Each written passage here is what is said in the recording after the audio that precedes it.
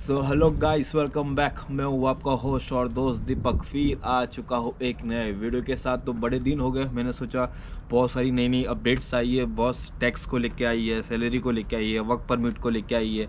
तो मैं सोचा आपको बहुत सारी इन्फॉर्मेशन आज देते हैं। और मैं बहुत दिन से देख रहा था, लोग मेरे कमेंट सेक्शन में लड़ रहे थे कि ये बेस्ट है, वो बेस्ट है। देखो, हम कोशिश करते हैं कि आपको हमारी तरफ से जितना बेस्ट हो के इतना हम इंफॉर्मेशन दे पाए। बिकॉज हम क्रोएशिया में रहते हैं, हम लोगों से मिलते हैं, कुछ कॉन्टैक्ट्स है जिससे इंफॉर्मेशन आती है। हम ना कहीं किसी के थ्रू या किसी के वीडियो देख के इंफॉर्मेशन लेते और फिर आपको देते, ना हम इंडिया में बैठ के आपको कोई वीडियो बना के दे रहे। तो हम क्रोएशिया में हैं, हम क्रोएशिया में बैठ के लोगों से जब इंफॉर्मेशन आती है, न्यूज़ में आती है, आर्टिकल में आती है, तब जो इंफॉर्मेशन होती है हम कलेक्ट करते हैं। फिर जब टाइम मिलता है तो हम आपको वीडियो के द्वारा बताते हैं। मैं बहुत लोग को देख रहा था, लोग कमेंट में लड़ते, कुछ लोग वीडियो में कुछ भी किसी के बारे में बोलते हैं। तो गाइस देखो, आपको पता है हम यहाँ पे कितने साल से बैठे हैं। आप हमारे स्टार्ट से लेकर एंड तक वीडियो देखो। जब आप क्रोएशिया में बहुत लोग पहले तो क्रोएशिया में आए भी नहीं थे, तब से हम वीडियो बना रहे कि क्रोएशिया के बारे में क्या क्या डिटेल्स देते, आपको जॉब के बारे में बताया।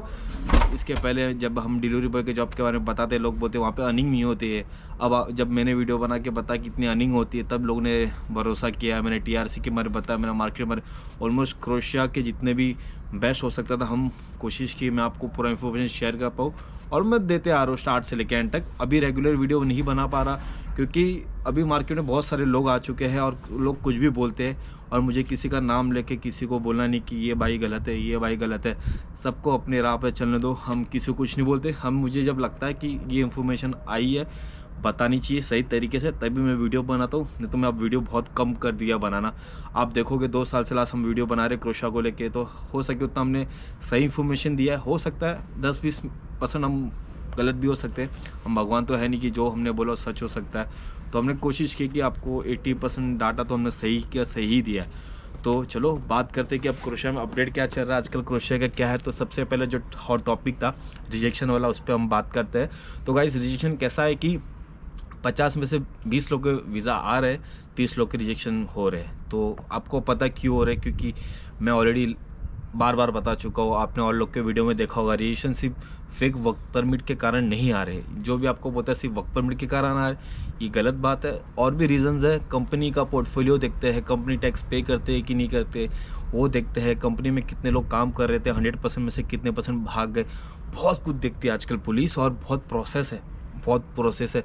जो बोलता है फास्ट वर्क परमिट आता है, तो जहाँ से भी आपका वर्क परमिट अप्लाई होता है, इफ़ एग्जाम्पल कि आपका वर्क परमिट, मैं बैठा हूँ जागरेब में, ठीक है, आपका वर्क परमिट कोई गांव से अप्लाई किया, सीसक से अप्लाई किया एग्जाम्पल, तो एम्बेसी से कॉल सीसक जाता है, सीसक से कॉल यहाँ पे आता है। ये पूरा प्रोसेस होता है। यहाँ से उनको लगेगा कि कंपनी सही है तो ग्रीन सिग्नल मिल जाता है। उनको लगता है कुछ टैक्स नहीं पे किया, कुछ नहीं, तो उनको बोलते नहीं सही है, तो आपको रिजेक्शन आ जाता है। ऐसे बहुत सारे रीजन है। अगर वीडियो बनाने बैठूंगा तो 25-30 मिनट हो जाएगी, इतना डिटेलिंग में बात नहीं कर सकता। तो मैं मोटा मोटा आपको बताता हूँ कि नया प्रोसेस क्या है रिजेक्शन का। जैसे मैंने आपको बताया कि फ़िलहाल प्रोसेस ये है कि 50 में से 20 वीज़ा आ रहे हैं, 30 वीज़ा रिजेक्ट भी हो रहे हैं।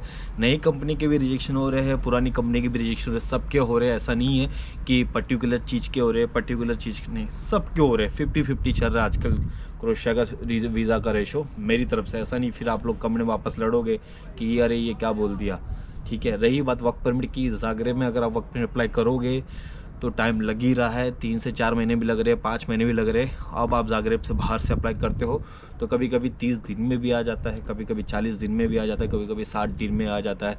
डिपेंड्स कहाँ से अप्लाई किया है, कैसे अप्लाई किया है, डिपेंड्स होता है।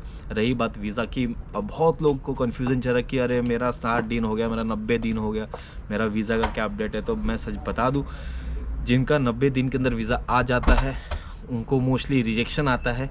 और कभी कभी 120 दिन वालों को भी रिजेक्शन आता है। ऐसा कुछ नहीं है। एक कमेंट में मैं इंस्टाग्राम पे हम किसी से बात कर रहे थे, उन्होंने मुझे क्वेश्चन पूछा, कंपनी का नाम लेना नहीं चाहूँगा, नहीं तो लोग यहीं पे बैठे सब आ जाएंगे आपने मेरी कंपनी का नाम कैसे ले लिया। तो उन्होंने मुझे बोला कि मेरे कोई ब्रदर है, उनका 100 दिन में वीज़ा आया, अब मेरे 120 दिन हो गया, आपको क्या लगता है मेरा वीज़ा आएगा कि? मैं भगवान नहीं हूँ जो आपको सच बता दूँ वीज़ा आएगा कि नहीं। वीज़ा का काम किसका है? एम्बेसी का है, उनका कॉल है, वो देगी तो आपको वीज़ा मिलेगा।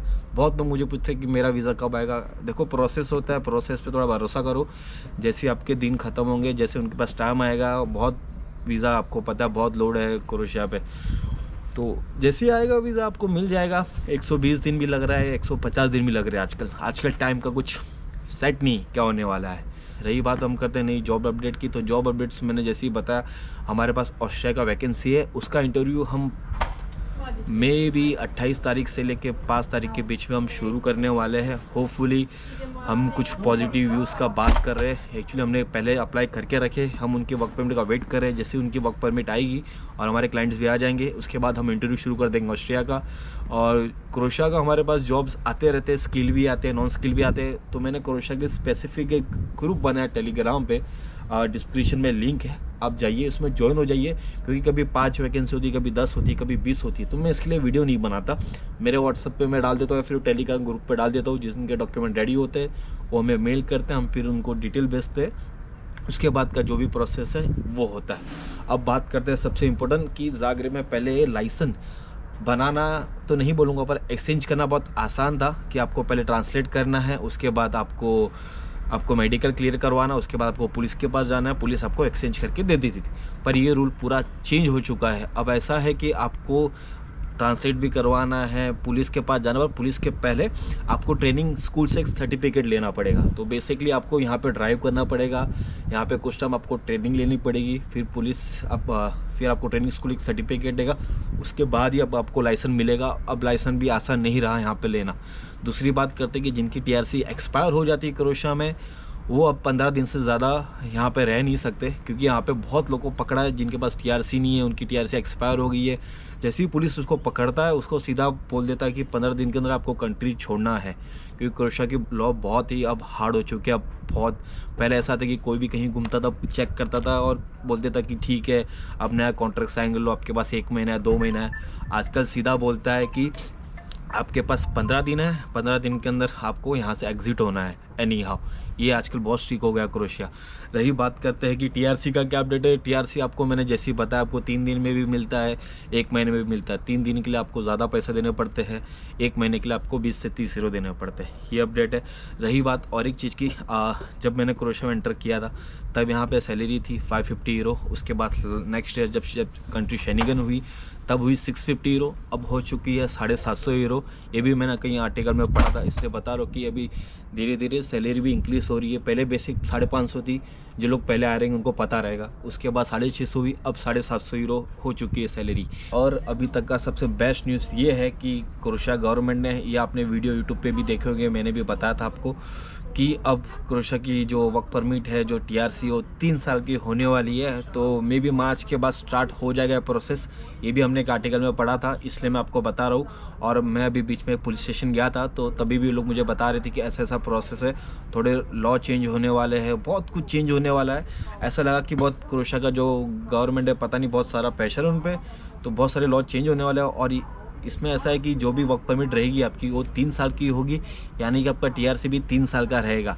ये लॉ है, ये नया पास होने वाला है मार्च में, ऐसा बोल रहे थे लोग। तो आई होप ये सही हो और सबको मिल जाए। क्योंकि जो लोग बेचारे आते थे, कभी कभी उनकी कंपनी में उनको तकलीफ़ होती थी तो लोग कंपनी चेंज करते थे। दूसरा एम्प्लॉयर बोलता था आपका वर्क परमिट आएगा, वो लोग 2-3 महीना बेचारे वहाँ वेट करते थे, फिर वहाँ नहीं आता, लोग तीसरी कंपनी जाते थे।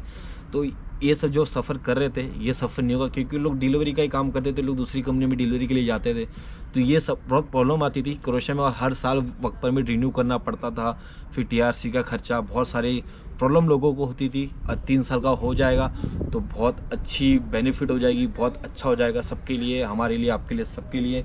तो होपफुली ये लॉ जल्दी पास हो जाएगा।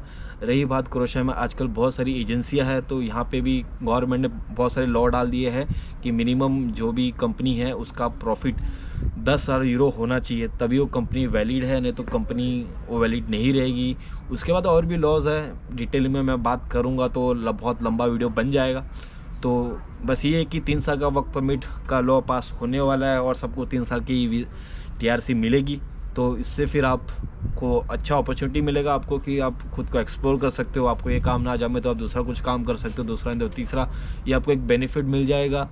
और बाकी जितने भी हमारे भाई लोग हैं यहाँ पे इनलीगल काम कर रहे हैं, तो थोड़ा भाई संभल के काम करना, क्योंकि यहाँ पे बहुत सारे प्रॉब्लम चल रहा है, पुलिस पकड़ रही है और फिर आपको डिपोर्ट भी कर सकती है।